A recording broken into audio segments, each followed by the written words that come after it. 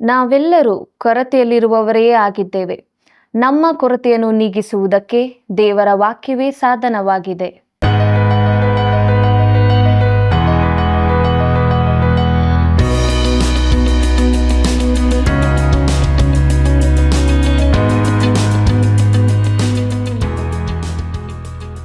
ಸಹೋದರ ಸಹೋದರಿಯರೇ, ನಿಮ್ಮೆಲ್ಲರಿಗೂ ದೈವಾನ್ವೇಷಣೆ ಸತ್ಯವೇದ ಅಧ್ಯಯನ ಕಾರ್ಯಕ್ರಮಕ್ಕೆ ಪ್ರೀತಿಯ ಸುಸ್ವಾಗತ. 34ನೇ ಅಧ್ಯಾಯದ ಧ್ಯಾನಕ್ಕೆ ನಾವು ಬಂದಿದ್ದೇವೆ. ಇಸ್ರಾಯೇಲಿನ ಸುಳ್ಳು ಕುರುಬರು, ದೇವರ ನಿಜ ಕುರುಬನು, ಇವರಿಗೆ ಇರುವ ವ್ಯತ್ಯಾಸಗಳು, ದೇವರು ಮತ್ತು ಇಸ್ರಾಯೇಲ್ ಎಂಬ ವಿಷಯಗಳನ್ನು ಸ್ಪಷ್ಟವಾಗಿ ತಿಳಿದುಕೊಳ್ಳೋಣ. ಬನ್ನಿರಿ, ನಮ್ಮ ಅಧ್ಯಯನವನ್ನು ಪ್ರಾರಂಭಿಸೋಣ. ನಾಳೆ ಎಂದು ಕೊಚ್ಚಿಕೊಳ್ಳಬೇಡ, ಒಂದು ದಿನದೊಳಗೆ ಏನಾಗುವುದೋ ನಿನಗೆ ತಿಳಿಯದು. ಜ್ಞಾನೋಕ್ತಿಗಳು 27ನೇ ಅಧ್ಯಾಯ 1ನೇ ವಚನ. ಕರ್ತನಲ್ಲಿ ಪ್ರೀತಿಯುಳ್ಳ ಸಹೋದರ ಸಹೋದರಿಯರೇ, ನಮ್ಮ ರಕ್ಷಕನಾದ ಯೇಸು ಕ್ರಿಸ್ತನ ಅತೀ ಪರಿಶುದ್ಧವುಳ್ಳ ನಾಮದಲ್ಲಿ ನಿಮ್ಮೆಲ್ಲರಿಗೂ ನನ್ನ ಹೃದಯಪೂರ್ವಕವಾದ ಪ್ರೀತಿಯ ವಂದನೆಗಳು. ನಮ್ಮ ಅಧ್ಯಯನದಲ್ಲಿ ಮುಂದೆ ಸಾಗುವ ಹಾಗೆ ಯೆಹೆಜ್ಕೇಲನ ಪ್ರವಾದನೆ ಗ್ರಂಥದ 34ನೇ ಅಧ್ಯಾಯವನ್ನು ಧ್ಯಾನ ಮಾಡೋಣ. ಪ್ರಿಯರೇ, ಇದರ ಮುಖ್ಯ ಪ್ರಸ್ತಾಪ ಇಸ್ರಾಯೇಲಿನ ಕಳ್ಳ ಕುರುಬರು, ದೇವರ ಒಳ್ಳೆಯ ಕುರುಬನು.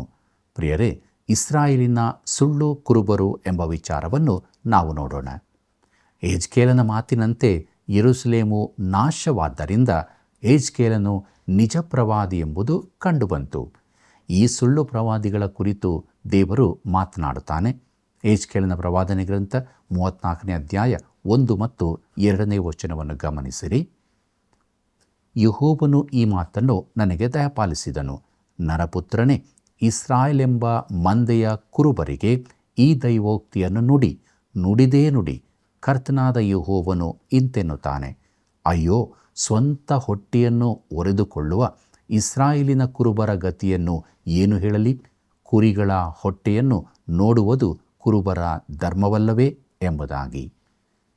ಸುಳ್ಳು ಪ್ರವಾದಿಗಳ ಕುರಿತಾದ ಈ ಮಾತನ್ನು ಯೆಹೆಜ್ಕೇಲನು ಹೇಳುತ್ತಿಲ್ಲ, ದೇವರೇ ಹೇಳುತ್ತಿದ್ದಾನೆ.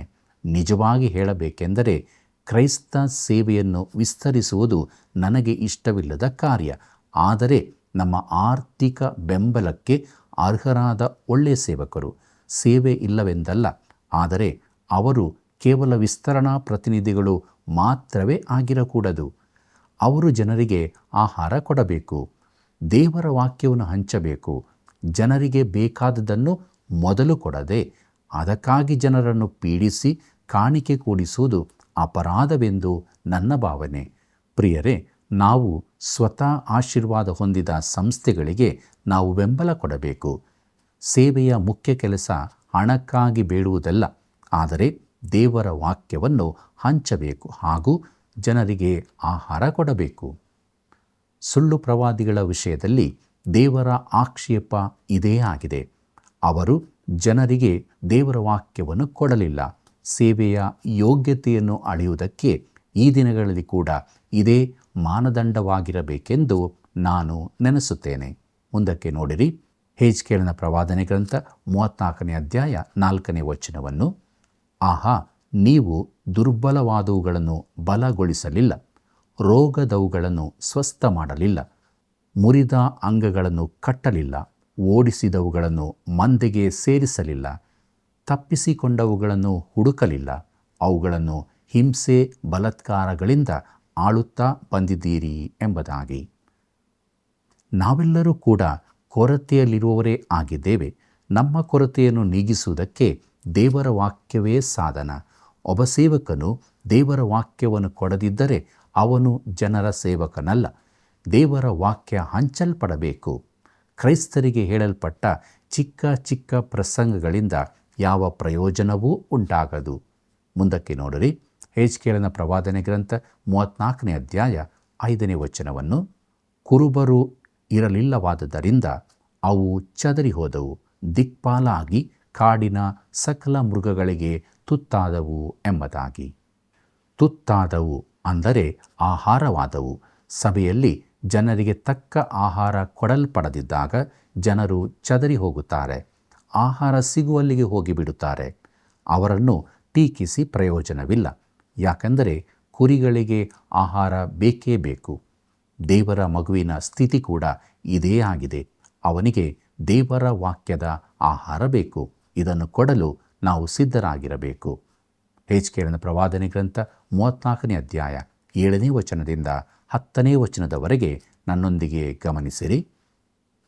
ಕುರುಬರೇ, ಯೆಹೋವನ ಮಾತನ್ನು ಕೇಳಿರಿ. ಕರ್ತನಾದ ಯೆಹೋವನು ಇಂತೆನ್ನುತ್ತಾನೆ, ಅಯ್ಯೋ, ನನ್ನ ಕುರಿಗಳು ಕೊಳ್ಳೆಯಾದವು, ಕಾಡಿನ ಸಕಲ ಮೃಗಗಳಿಗೆ ತುತ್ತಾದವು. ಕುರುಬರು ಇರಲಿಲ್ಲವಲ್ಲ, ನನ್ನ ಕುರುಬರು ನನ್ನ ಕುರಿಗಳನ್ನು ಹುಡುಕಾಡಲಿಲ್ಲವಲ್ಲ. ಅವರು ಸ್ವಂತ ಹೊಟ್ಟೆಯನ್ನು ನೋಡಿಕೊಂಡರೇ ಹೊರತು ನನ್ನ ಕುರಿಗಳ ಹೊಟ್ಟೆಯನ್ನು ನೋಡಲೇ ಇಲ್ಲ. ಆದ ಕಾರಣ ಕುರುಬರೇ, ಯೆಹೋವನ ವಾಕ್ಯವನ್ನು ಕೇಳಿರಿ. ಕರ್ತನಾದ ಯೆಹೋವನು ಇಂತೆನ್ನುತ್ತಾನೆ, ಆಹಾ, ನನ್ನ ಜೀವದಾಣೆ, ನಾನು ಕುರುಬರಿಗೆ ವಿರುದ್ಧನಾಗಿದ್ದೇನೆ. ಅವರು ನನ್ನ ಕುರಿಗಳ ಲೆಕ್ಕವನ್ನು ನನಗೆ ಒಪ್ಪಿಸಬೇಕು. ನನ್ನ ಕುರಿ ಮೇಯಿಸುವ ಕೆಲಸದಿಂದ ಅವರನ್ನು ತೆಗೆದು ಬಿಡುವೆನು. ಆ ಕುರುಬರು ಇನ್ನೂ ಸ್ವಂತ ಹೊಟ್ಟೆಯನ್ನು ತುಂಬಿಸಿಕೊಳ್ಳರು. ನನ್ನ ಕುರಿಗಳು ಆಹಾರವಾಗಿ ಅವರ ಬಾಯಿಗೆ ಬೀಳದಂತೆ ಅವುಗಳನ್ನು ರಕ್ಷಿಸುವೆನು ಎಂಬುದಾಗಿ. ಪ್ರೀತಿಯುಳ್ಳ ದೇವಜನರೇ, ದೇವರು ಈ ಸುಳ್ಳು ಪ್ರವಾದಿಗಳನ್ನು ಜವಾಬ್ದಾರನನ್ನಾಗಿ ಮಾಡುತ್ತಾನೆ. ಆತನು ಹೇಳುತ್ತಾನೆ, ನಾನು ಅವರಿಗೆ ವಿರುದ್ಧವಾಗಿದ್ದೇನೆ. ಪಾಪಕ್ಕಾಗಲಿ ಪಾಪಿಗಾಗಲಿ ವಿರುದ್ಧನಾಗಿರುವಂತೆ ನಾನು ಅವರಿಗೆ ವಿರುದ್ಧವಾಗಿದ್ದೇನೆ. ನಾನು ಅವರನ್ನು ಜವಾಬ್ದಾರನನ್ನಾಗಿ ಮಾಡುತ್ತೇನೆ. ಮುಂದಕ್ಕೆ ನೋಡೋಣ. ದೇವರ ನಿಜ ಕುರುಬನು ಎಂಬುದಾಗಿ. ಹೆಜ್ಕೇಲನ ಪ್ರವಾದನೆ ಗ್ರಂಥ 34ನೇ ಅಧ್ಯಾಯ 11ನೇ ವಚನವನ್ನು ಗಮನಿಸಿರಿ. ಕರ್ತನಾದ ಯೆಹೋವನು ಇಂತೆನ್ನುತ್ತಾನೆ, ಆಹಾ, ನಾನೇ ನನ್ನ ಕುರಿಗಳನ್ನು ಹಿಂಬಾಲಿಸಿ ಹುಡುಕುವೆನು ಎಂಬುದಾಗಿ. ಇಲ್ಲಿ ದೇವರ ಕುರುಬನಾದ ಯೇಸುವನ್ನು ನೋಡುತ್ತೇವೆ. ಆತನು ಹೇಳಿದ್ದಾನೆ, ನಾನೇ ಒಳ್ಳೆಯ ಕುರುಬನು ಎಂಬುದಾಗಿ. ಕ್ರಿಸ್ತನು ಬರಲಿದ್ದಾನೆ ಎಂದು ಹೆಜ್ಕೇಲನು ಹೇಳಿದ್ದಾನೆ. ಆತನು ಬರಲಿದ್ದಾನೆ ಪ್ರಿಯರೇ, ಯಾಕಂದರೆ ಈ ಲೋಕದಲ್ಲಿನ ತನ್ನ ಕುರುಬನ ಎಲ್ಲ ಕರ್ತವ್ಯಗಳನ್ನು ಆತನು ಇನ್ನೂ ಪೂರ್ತಿಗೊಳಿಸಿಲ್ಲ. ಈಗ ನಾವು ಭವಿಷ್ಯದ ಕಡೆಗೆ ನೋಡುತ್ತೇವೆ. ಸೆರೆಯಲ್ಲಿರುವ ಇಸ್ರಾಯೇಲ್ಯರಿಗೆ ಇವು ಆದರಣೆಯ ಮಾತುಗಳಾಗಿವೆ. ಅವರು ಅವುಗಳಿಗೆ ಕಿವಿಗೊಡಬೇಕು. ಆತನು ಒಳ್ಳೆಯ ಕುರುಬನು, ಮಹಾಕುರುಬನು ಮತ್ತು ಕುರಿಗಳ ಮುಖ್ಯ ಕುರುಬನೂ ಆಗಿದ್ದಾನೆ. ಆತನು ಹೇಳುತ್ತಾನೆ, ನಾನು ನನ್ನ ಕುರಿಗಳನ್ನು ಹುಡುಕುತ್ತೇನೆ ಎಂದು. ಪ್ರಿಯರೇ, ದಾವೀದನು ಹೇಳಿದನು, ಯೆಹೋವನು ನನ್ನ ಕುರುಬನು, ಕೊರತೆ ಪಡೆನು ಎಂಬುದಾಗಿ. ಕೀರ್ತನೆ 23:1 ಇದನ್ನು ನಾವು ನೋಡುತ್ತೇವೆ. ಈ ಅಧ್ಯಾಯದಲ್ಲಿ ನಮಗೆ ಎದ್ದು ಕಾಣುವ ಸಂಗತಿಯೆಂದರೆ ದೇವರ ಅದ್ಭುತವಾದ ಪುನರಾವರ್ತನೆಯ ಶಬ್ದ, ನಾನು ಮಾಡುತ್ತೇನೆ ಎಂಬುದು. 11ನೇ ವಚನದಿಂದ 29ನೇ ವಚನದವರೆಗಿನ ಭಾಗದಲ್ಲಿ 18 ಬಾರಿ ಈ ಮಾತು ಬರುತ್ತದೆ. ಜನರು ತಾವು ಮಾಡಿದ ಕೆಲಸಗಳ ಕುರಿತು ತಿರುಗಿ ಹೇಳುವಾಗ ನಾನು ಬೇಸರಗೊಳ್ಳುತ್ತೇನೆ. ಆದರೆ ಇಲ್ಲಿ ಒಂದು ಹೊಸ ಮಾತಿದೆ. ದೇವರು ನಾನು ಮಾಡುತ್ತೇನೆ ಎಂದು ಹೇಳುತ್ತಾನೆ. ದೇವರು ಈ ರೀತಿ ಹೇಳುವುದು ಆತನ ಕೃಪೆಯೇ ಆಗಿದೆ.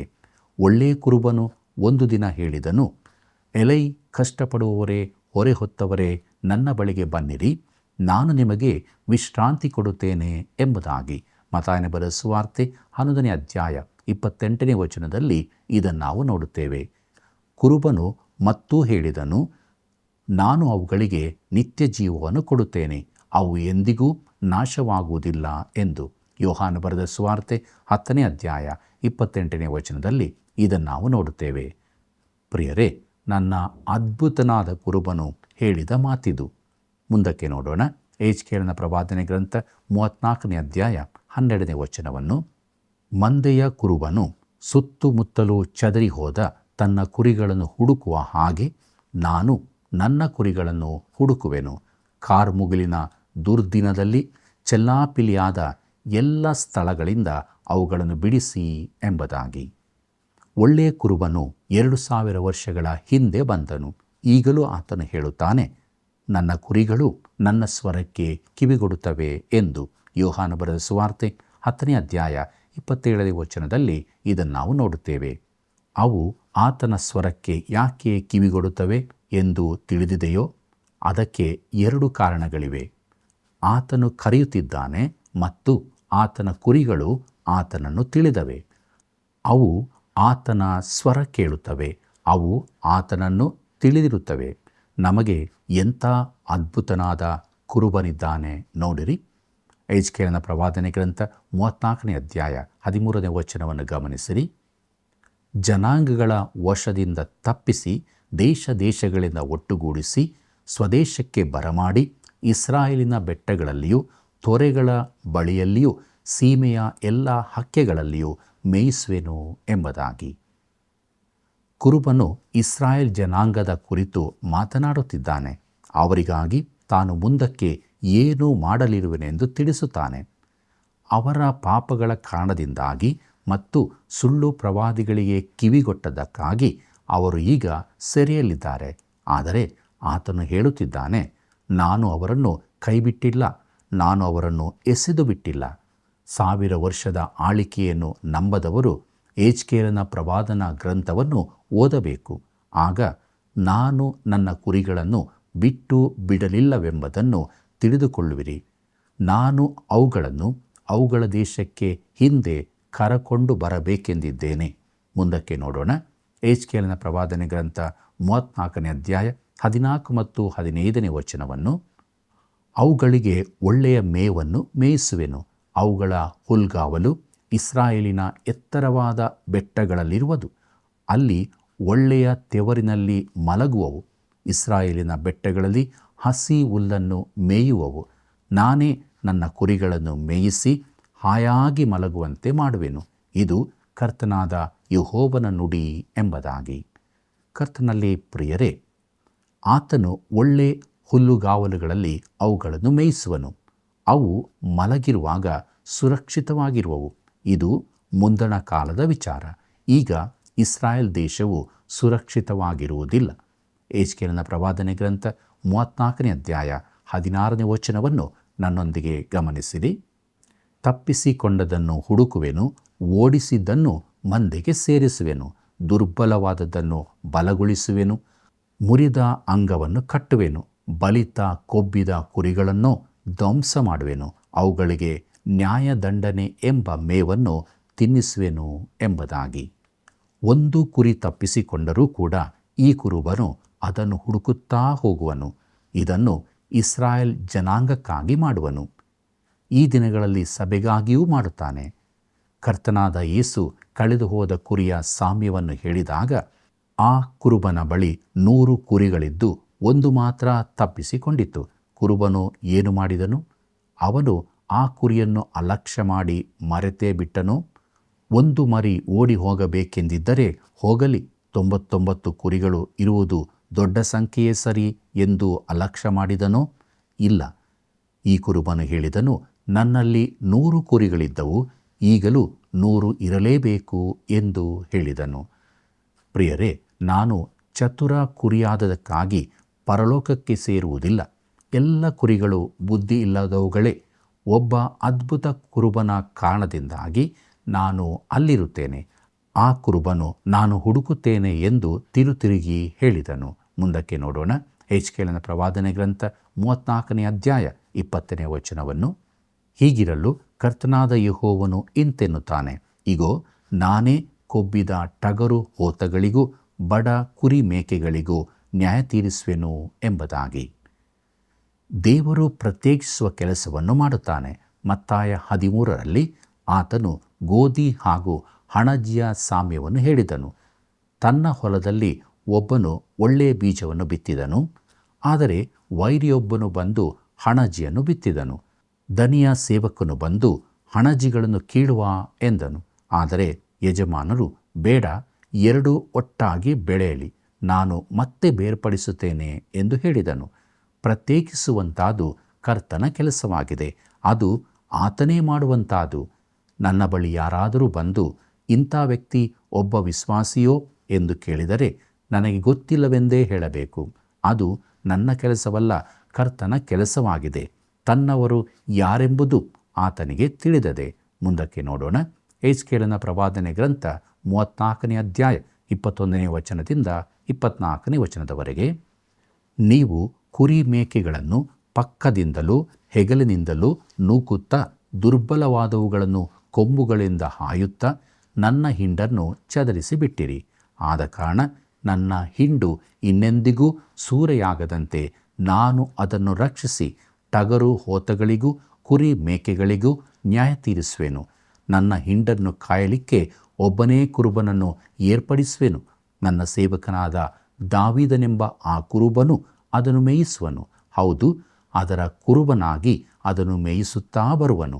ಯೆಹೋವನಾದ ನಾನು ನನ್ನ ಜನರ ದೇವರಾಗಿರುವೆನು. ನನ್ನ ಸೇವಕನಾದ ದಾವೀದನು ಅವರನ್ನಾಳುವ ಪ್ರಭುವಾಗಿರುವನು ಎಂಬುದಾಗಿ. ಈ ಭೂಮಿಯು ಇಸ್ರಾಯೇಲ್ಯರ ಶಾಶ್ವತ ಸ್ಥಾನವಾಗಿ ದಾವೀದನು ನಿತ್ಯತ್ವಕ್ಕೂ ಅವರನ್ನು ಆಳುವನೆಂಬುದು ನನ್ನ ಬಲವಾದ ನಂಬಿಕೆಯಾಗಿದೆ. ಆತನು ಕರ್ತನಾದ ಯೇಸುವಿನ ಅಧೀನ ಅಧಿಕಾರಿಯಾಗಿರುವನು. ಸಭೆಯು ಹೊಸ ಯೆರೂಸಲೇಮಿನಲ್ಲಿ ಕರ್ತನೊಂದಿಗಿರುವುದು. ಸಭೆಯನ್ನು ಪುನಃ ಕರಕೊಂಡು ಹೋಗಲು ಬರುತ್ತೇನೆಂದು ಆತನು ಹೇಳಿದ್ದಾನೆ. ಯಾಕಂದರೆ ನಾನಿರುವಲ್ಲೇ ನೀವು ಇರಬೇಕು. ಯೋಹಾನ ಬರೆದ ಸುವಾರ್ತೆ 14ನೇ ಅಧ್ಯಾಯ 3ನೇ ವಚನದಲ್ಲಿ ಇದನ್ನು ನಾವು ನೋಡುತ್ತೇವೆ. ಪ್ರಿಯರೇ, ಆತನು ಭೂಮಿಗೆ ಬಂದಾಗ ನಾವು ಕೂಡ ಒಮ್ಮೆ ಬರುತ್ತೇವೆ. ಆದ್ದರಿಂದ ಈ ಲೋಕದಲ್ಲಿ ಹೆಚ್ಚು ಆಸ್ತಿಯನ್ನು ಕೊಂಡುಕೊಳ್ಳಬೇಡ. ಅದು ನಿನಗೆ ಬೇಕಾಗಲಿಕ್ಕಿಲ್ಲ. ಬದಲಾಗಿ ಪರಲೋಕದಲ್ಲಿ ಒಳ್ಳೆಯ ಮನೆ ಕಟ್ಟಲು ಬೇಕಾದ ಸಾಮಗ್ರಿಗಳನ್ನು ಕಳಿಸುತ್ತಾ ಇರು. ಕರ್ತನೇ ಇದನ್ನು ನುಡಿದಿದ್ದಾನೆ. ಆತನು ಇಸ್ರಾಯೇಲನ್ನು ಕೈಬಿಟ್ಟಿಲ್ಲ. ಯೆಜ್ಕೇಲನ ಪ್ರವಾದನೆ ಗ್ರಂಥ 34ನೇ ಅಧ್ಯಾಯ 25ನೇ ವಚನವನ್ನು ಗಮನಿಸಿರಿ. ನಾನು ಅವರೊಂದಿಗೆ ಸಮಾಧಾನದ ಒಡಂಬಡಿಕೆಯನ್ನು ಮಾಡಿಕೊಳ್ಳುವೆನು. ದುಷ್ಟ ಮೃಗಗಳು ದೇಶದಲ್ಲಿ ಇನ್ನಿರದಂತೆ ಮಾಡುವೆನು.